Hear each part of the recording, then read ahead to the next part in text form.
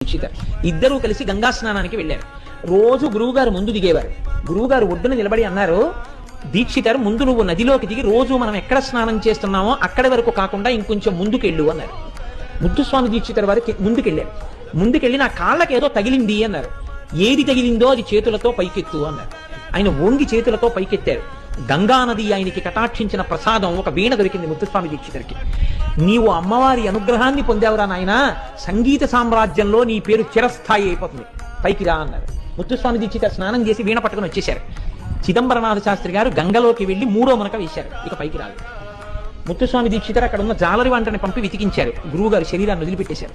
అంత్యేష్టి సంస్కారం చేసి ఆయనకి హనుమాన్ ఘాట్ లో సమాధి నిర్మించారు. ఇప్పటికీ హనుమాన్ ఘాట్ లో చిదంబరనాథ శాస్త్రి గారి సమాధి ఉంది.